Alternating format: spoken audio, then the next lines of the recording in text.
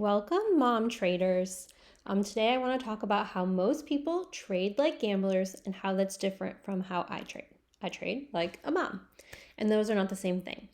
When most people think about investing or trading, they imagine fast money, risky bets, chasing hype, and trying to get rich overnight. But when you have people depending on you, children, family, responsibilities, your relationship with money changes. You stop thinking like a gambler, you start thinking like a builder, building wealth. This presentation is not about predicting the next hot stock.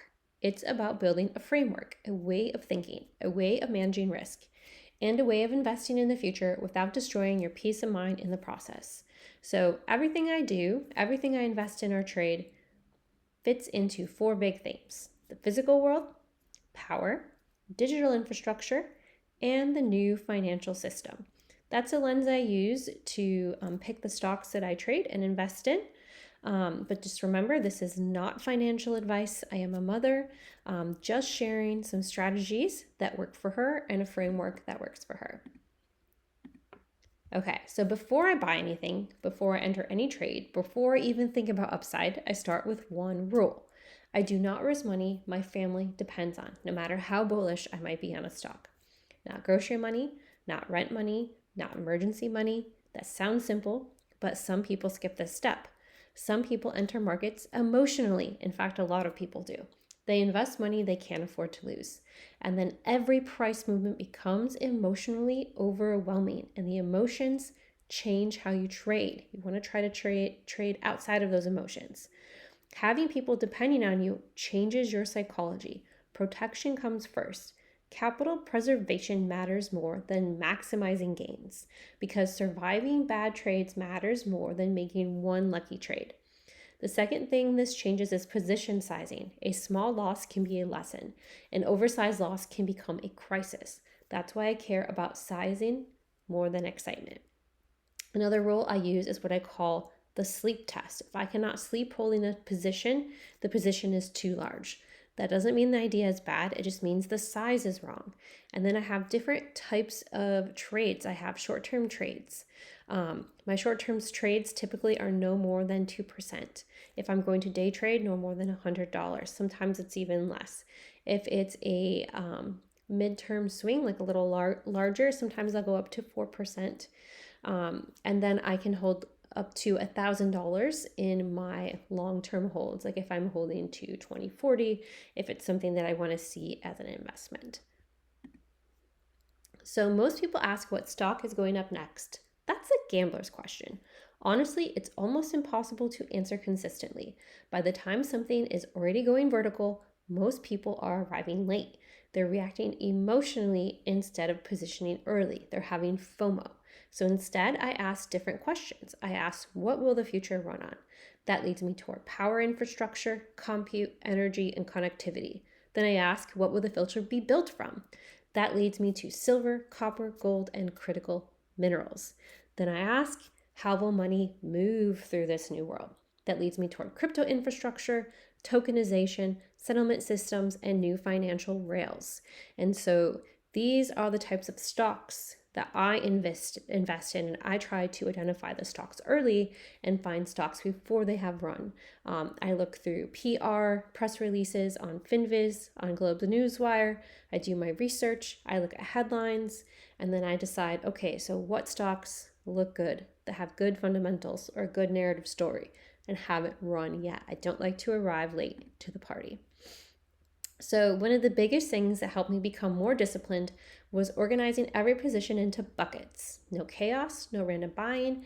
Every position has a reason to exist. Bucket 1 is the physical world. This is what the future is literally made of: copper, gold, critical minerals. Demand can rise very quickly, but supply can take years to expand. That imbalance creates opportunity. Bucket 2 is power. This is actually my favorite bucket.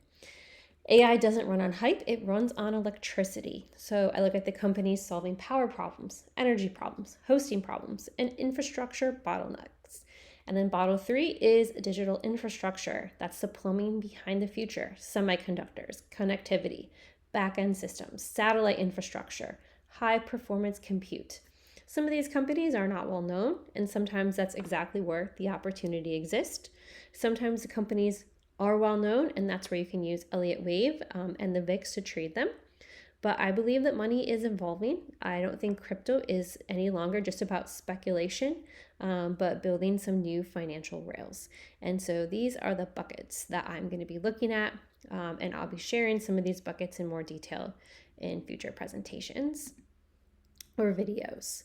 So, one of the biggest investment opportunities I see right now comes from a question almost nobody is asking, or maybe not enough people are asking: where does all the electricity come from? I think I heard that Trump was trying to bring back coal energy because data centers are using more energy than we have available. Everyone talks about AI, everyone talks about the chips, everyone talks about the software, but AI requires enormous amounts of power, and that creates a bottleneck. So instead of chasing only the obvious AI names, I start looking at the companies solving the infrastructure problem behind AI. And what has been really interesting is there's a lot of Bitcoin mining companies that are converting into data centers, electricity sources, AI infrastructure, because they can convert their mining facilities into a data center, sometimes in as little as 12 to 8 months, versus if somebody else just wanted to start a new data center from scratch, that could be 3 to 5 years. And so that's why I'm looking at stocks like Cipher, Woof, Keel, DGXX. And I'm not saying to buy any of them now. I actually wouldn't be buying any of them at this exact moment. But those are the stocks I have positions in, both long term and that I swing. I recently closed most of my swings. Again, not investment advice, but just I personally wouldn't open a new position at this exact moment. And so now I'm going to share the likely most important rule in my entire framework. I size my positions based on what I can afford to lose, not based on how excited I feel, because excitement destroys accounts. Most bad investing decisions comes when emotion overrides sizing, greed happens. So I created categories. For lottery ticket ideas or event-driven bets, I keep my size super tiny, like $100. So if it goes to zero, it's not like that big of a deal.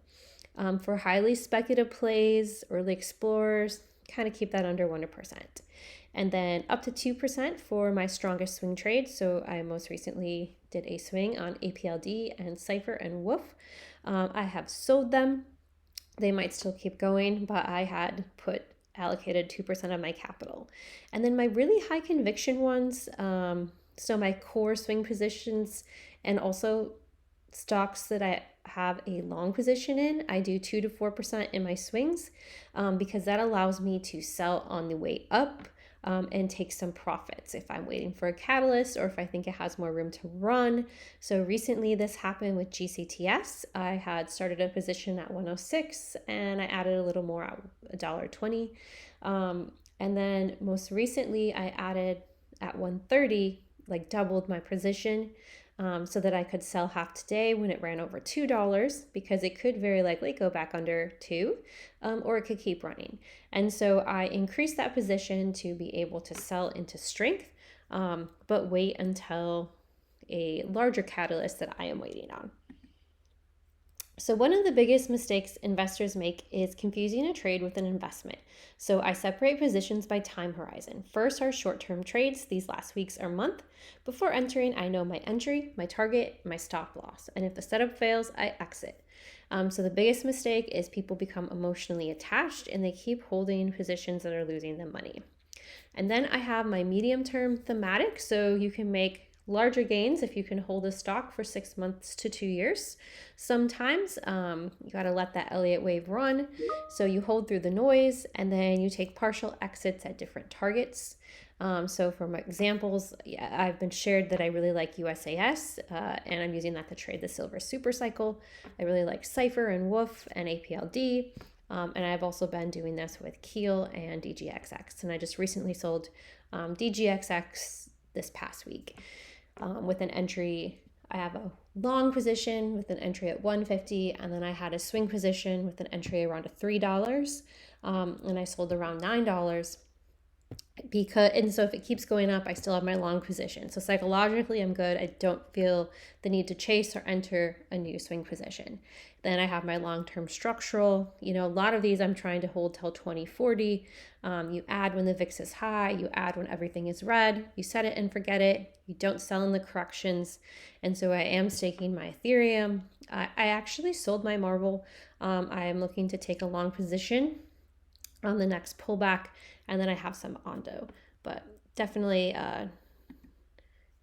definitely don't take a long-term position on something extremely speculative like a Explorer. And so there's things that could break my thesis. I never want to fall in love with my own ideas. Every investment thesis has ways it can fail. So think about risk before entering, not after things go wrong. So for example, what if commodity prices collapse? What if industrial demand weakens? What if silver deficits do not translate into price movement? So you need a plan for that. You need to think about when you would exit. You also need to think about, okay, given that there's no 100% guarantee that silver is going to go to my price target, what does my position sizing want to look like? Tokenization could develop, but potentially without the crypto positions that I have benefiting, or maybe it won't. I think that it will. I'm very bullish on it, but there's no guarantee. And so I just wanted to share why I used Elliott Wave. So you can see in my account that over the past year, it is up 112%. But if I had sold in October, when the market was at its last top, I could have bought back at the bottom and probably be up 200%. So I decided that I wanted to learn Elliott Wave so I have a better sense of when the market is topping and bottoming, and so that I can maximize my swing trades, my swing profits, right? So October 14th, 15th, I was up more than I am right now, actually. So that's why I learned Elliott Wave. And then as you can see, position sizing is important. Not everything is a winner. So for example, SDM, I broke my thesis. I bought something, I chased something that was being pumped at Stockwits and lost 100% of that position. Thankfully, it was only $50, so hence the lottery ticket did not kill my account. But that was a good lesson to only trade in my 4 buckets based on my own research and based on my own wave counts. If I see somebody posting something at Stockwits, it doesn't mean I cannot consider that stock. I'm just not going to buy it because I said to. I'm going to do my own research. That's really important. And so that's what it means to trade like a mother. I'm not trying to predict every market move. I'm not trying to become rich overnight. It takes time to build wealth, and I'm definitely not trying to gamble. I'm building positions around what I believe the world is becoming, and I'm doing it in a way that protects my peace of mind. Because when people depend on you, risk feels different. You stop chasing excitement. You start building systems. You start managing downside. You start thinking long term. That doesn't mean you avoid opportunity. It means you approach opportunity with discipline. And honestly, I think more people would succeed in markets if they focus less on prediction and more on process. Thank you for watching. In the next presentation, I'll go deeper into bucket 2, the power trade, why I own specific companies, what I'm watching, and what would make me sell. So remember, always do your own due diligence. This is not financial advice. I'm simply a mom trading what works for me. I hope you enjoyed today's video, and I'll see you next time.